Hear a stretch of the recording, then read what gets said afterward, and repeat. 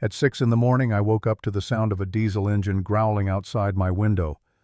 I walked out in my robe and saw a white Freightliner semi sitting in my driveway, steam rising from the exhaust like a dragon that had lost its fire. 20 tons of gravel filled the trailer dumped halfway across my yard. I locked eyes with the driver, clicked my steel gate shut behind him and said, "Good news. This is now a secure storage facility." Behind him, HOA President Tamsin Kettle stood on the sidewalk waving like she'd just done me a favor. I swear the woman smiled as if she'd delivered a fruit basket instead of a lawsuit. "My name's Marcus Bell. I'm a GIS analyst. Fancy term for guy who stares at maps all day. I like espresso silence and my native meadow, also known as my backyard full of weeds, according to my HOA. I live in Alder Trace, one of those suburban neighborhoods where the houses look cloned and the grass looks terrified of being too tall. Our HOA president, Tamsin Kettle, treats the covenants like scripture. She carries laminated bylaws in her purse, I'm not kidding. Once she fined me for non-compliant fauna, which turned out to be my honeybees. Another time she cited me for unauthorized flags. That was a kite. My nephew's kite. And then there was the sedition font scandal. Apparently Courier is a threat to community aesthetics. I'd ignored her petty tickets, filed them neatly into a folder titled Tamsin's Greatest Hits, and went on with my life. But this was new. Dumping gravel on my property, that was war. The email had landed in my inbox 2 hours before the truck showed up. Subject line, Community Beautification Initiative. That should have been my first red flag. The body read, "As part of our neighborhood improvement plan, decorative gravel shall be placed on non-conforming lots." And there it was, an aerial photo of my home circled in red like a crime scene. I heard the truck backing up, beep, beep, beep. The driver handed me a clipboard with an invoice addressed simply to homeowner. I told him I was the homeowner and hadn't ordered any gravel. He gave me the classic not my problem shrug.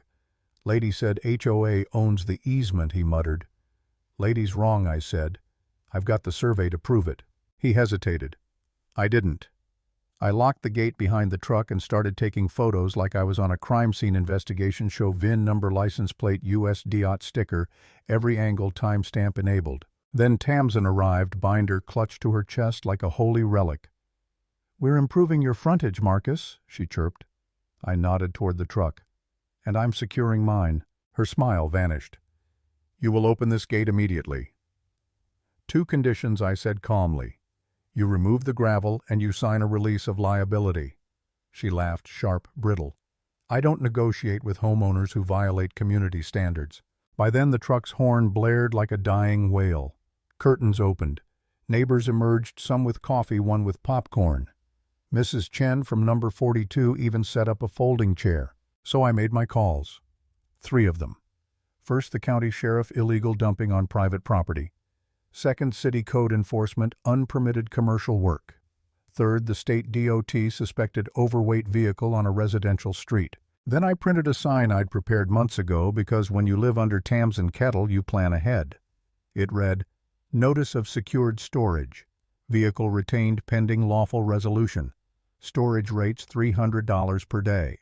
Tamsin sneered. "That sign has no legal standing." I smiled. 7 minutes until the first responder arrives. Let's find out. The sheriff's deputy was first. Calm, professional, asked the driver for a bill of lading. The driver handed him a post-it note that said, "Marcus," gravel written in Sharpie. The deputy raised an eyebrow. "That's your manifest." Then Patricia from code enforcement showed up, a woman I'd worked with before on a drainage issue. She took one look at the truck blocking my sidewalk and muttered, "Oh, perfect. Just perfect." Finally, the DOT inspector rolled in with a tape measure like a knight unsheathing a sword. Within minutes, he was talking axle weights, improper manifests, and residential restrictions. The words chain of custody came up. Tamsin's confident expression started cracking like week-old cookies. It hit her all at once. This wasn't a civil matter anymore. This was criminal territory. The deputy separated us like boxers between rounds, the driver near the cab, me by the gate, Tamsin pretending to check her notes under a tree. She started spouting words like neighborhood beautification and community improvement, as if saying them enough would change reality. The DOT inspector kept writing. Each rip of his citation book sounded like music. Code enforcement cited the HOA for illegal dumping. The sheriff cited the driver. Patricia apologized to me, which was unexpectedly nice. The deputy turned to me.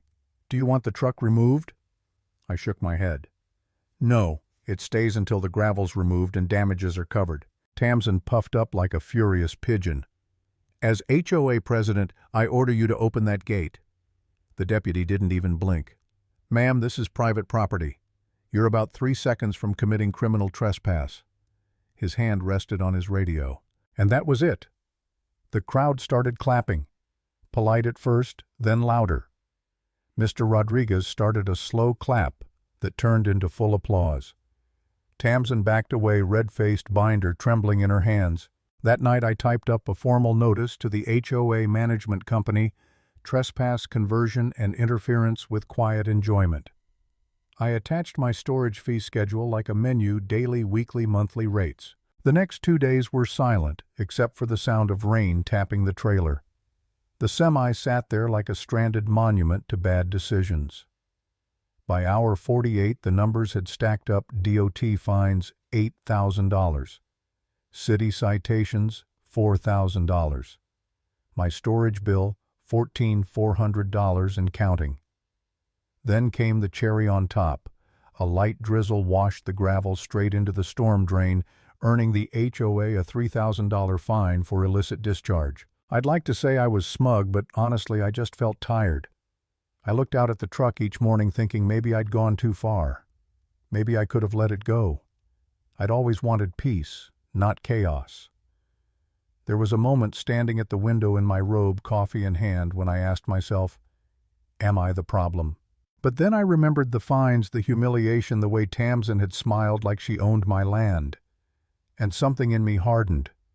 No, I wasn't the problem. I was the boundary she finally couldn't cross. Day 3 brought a new kind of drama, an emergency HOA meeting. Tamsin stood at the podium, acting like a general about to lead her troops into battle. "This is being blown out of proportion," she said. "It was all for community improvement." The treasurer, hands shaking, read the list of penalties aloud. $8,000 from DOT, $4,000 city, $14,400 in private storage, $3,000 environmental violation. Nearly 30 grand in 3 days. Tamsin's face went pale. The vice president, Harold, leaned over and whispered one word that seemed to drain the last bit of color from her cheeks. Bankruptcy. The next morning, a tow company arrived under sheriff's supervision. The crane operator looked at the situation and whistled. "This is going to be expensive." But there was one final twist. The tow yard required my release as the property owner or a court order. No exceptions. Liability reasons. I folded my arms and said, "Before this truck leaves my property, the HOA signs 3 documents. 1, a confession of judgment for storage fees. 2, an agreement to remove all gravel and clean the storm drain. 3, a written apology admitting zero authority to dump anything on private land." Tamsin sputtered. "This is ridiculous. I was acting for the community." The vice president sighed. "Tamsin, just sign it." She looked around, neighbors, filming deputies, watching her little empire crumbling. Her hands trembled as she reached for the pen. When the nib touched paper, the sound was like thunder in my chest. She signed all 3. The crowd broke into cheers. Someone popped champagne. I just opened the gate. The crane's engine roared, and the semi slowly rolled out, leaving deep tire marks across the gravel mess it had created. As it disappeared down the street, I felt the air in my chest finally release. The fallout was swift. The HOA's insurance refused to cover intentional illegal acts. The board tried to raise a special assessment, but the homeowners revolted. They voted no confidence right there mid-meeting and dissolved the entire board on the spot. Tamsin was banned from holding any HOA position for 10 years. A month later, she stood in front of a county judge, trembling again, this time in an orange vest. The judge fined her $3,200 for unauthorized work and sentenced her to 60 hours of community service shoveling gravel at the public works yard under DOT supervision. When the judge read the sentence, her mouth fell open like a broken mailbox. She tried to speak, said it was all a misunderstanding, that she only wanted to beautify the neighborhood. But the gavel fell sharp and final. I didn't smile. I didn't gloat. I just went home, locked my gate, and sat under my oak tree with a cup of coffee watching the crows gather on the branches. Some battles you don't pick, they crash into your driveway uninvited. But if you stand your ground long enough, even the loudest engines run out of fuel.